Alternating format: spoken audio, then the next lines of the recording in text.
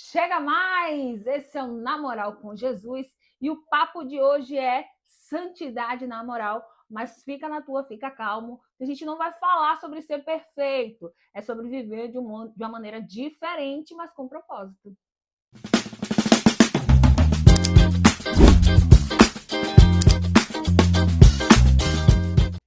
Quando a gente ouve a palavra santidade, a gente acha que é um padrão espiritual inalcançável. Alguns justificam, mas todo mundo é pecador, já para poder largar a santidade de lado. Mas não é assim. Santidade vem da palavra kadosh, no hebraico, quer dizer separado. Não é para você também viver acima, olha como eu sou diferente acima de todos. Mas você viver de uma maneira diferente porque você entendeu para quem você vive agora. Você vive para Cristo. 1 Pedro 1,16 diz assim, sede santos porque eu sou santo. Então, isso não é uma imposição, uma pressão, você tem que ser santo, não, é um convite para você andar com quem é santo, Cristo. E quem anda com quem é santo, santifica-se. E aí você vai passar a conhecer a sua identidade em Cristo. Mas, Beth, meu amor, como é que eu faço para viver em santidade nesse mundo cão, mulher? Nesse mundo que jaz no maligno, é tentação para tudo quanto é lado. Calma, Moreno.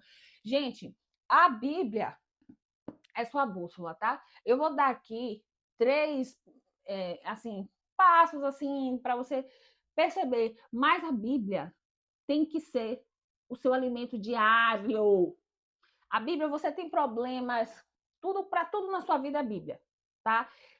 Relacionamento, alimentação, gerir emoções, casamento, tudo, absolutamente tudo está nesse livro aqui, ó, meu amor, Bíblia Sagrada. Isso aqui não é um livrinho qualquer, é um livro histórico, é um livro poderoso. Não é à toa que existem pessoas, existem países que não é permitido a entrada da Bíblia. É um livro perigosíssimo, porque corre risco de transformar você em santo.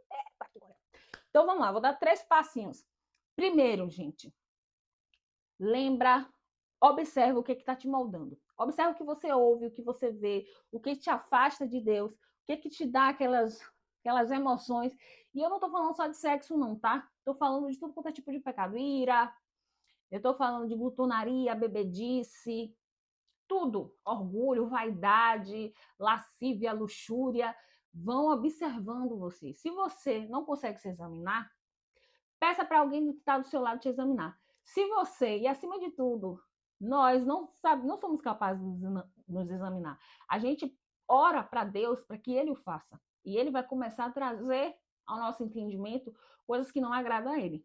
Tá? Então faça orações perigosas, como a de Davi, né? Senhor, sonda-me, me conhece, ache-me iniquidades. Então, não se preocupe, meu amor, que vai vir de poeira debaixo do. Estava ali assentado no fundo do balde, tá por fora. Segundo, o rolê cristão não é solitário. Então, esse negócio de desigrejado, o ó do Borogodó, gente, para com isso. Não é sozinho. Você precisa andar com pessoas mais sábias. Você precisa andar com pessoas que te coloquem para cima. Você precisa andar com pessoas estão no processo de santificação. Você vai ouvir histórias parecidas com a sua. Você vai ver a história de pessoas que já venceram o que você está lutando agora. Mas a igreja tem muito pombo sujo. Mas o bom da igreja que tem pombo sujo é porque sempre cabe mais um, no caso você. Que delícia que está aqui me assistindo. Então, gente, para com isso. É ferro afiando ferro mesmo. Vai ter um irmão que vai tocar numa ferida sua que precisava ser tocada, porque Deus quer tratar aquilo ali em você. Mas tem os irmãos que é fofoqueiro, então agora você está chegando lá, você vai ser uma pessoa diferente, os irmãos vão questionar o comportamento deles. Então é assim, relacionamento da igreja é isso, é ferro afiando ferro. E o terceiro, porém não menos importante, lembre-se de para quem você vive agora. Você vive para Deus, você vive para o Espírito Santo. O Espírito Santo habita em você. Você vive para Cristo. Ele é o arquiteto do mundo. Você é imagem e semelhança dele. Então lembre-se que você agora vive para Deus. E você precisa se lembrar de, poxa, isso aqui agrada a Deus? Isso aqui agrada a Cristo? O Espírito Santo está se alegrando com isso que eu estou falando?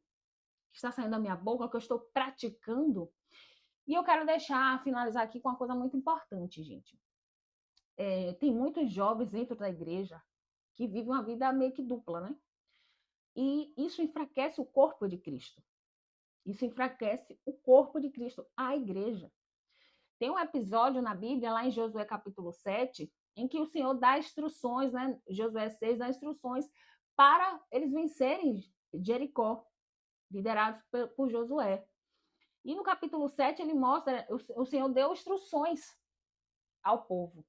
Olha, não pegue nada, prata, tudo tem que ser consagrado ao Senhor, prata, ouro, todos os utensílios de valor. Mas um dentro do arraial, Acã, vai lá e cobiça e pega o ouro, a prata, os utensílios de valor.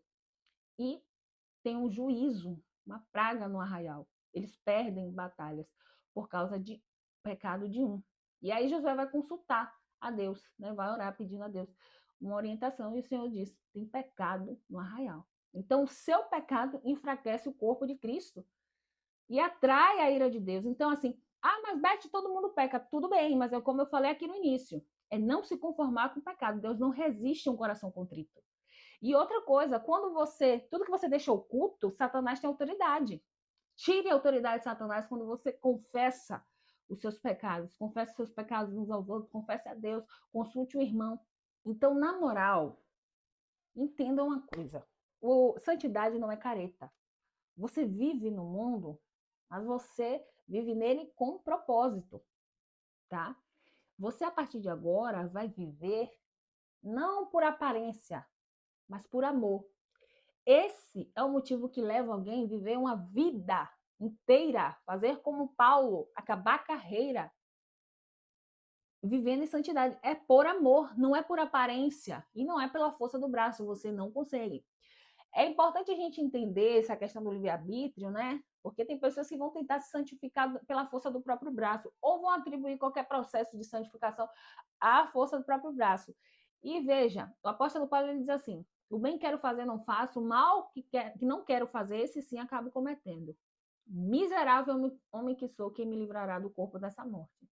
Perceba, se você tiver 10 oportunidades de escolher entre o certo e o errado, você vai escolher o errado. Você é livre quando você tem a liberdade de escolher fazer o que é certo. E essa liberdade só Cristo pode te dar. Não é liberdade fazer o que quer. Liberdade é você poder fazer o que é errado, mas escolher, ter poder para escolher fazer o certo, por amor a Cristo. Essa tem que ser a motivação da sua santificação. E se esse papo falou contigo, dá um like, compartilha, né?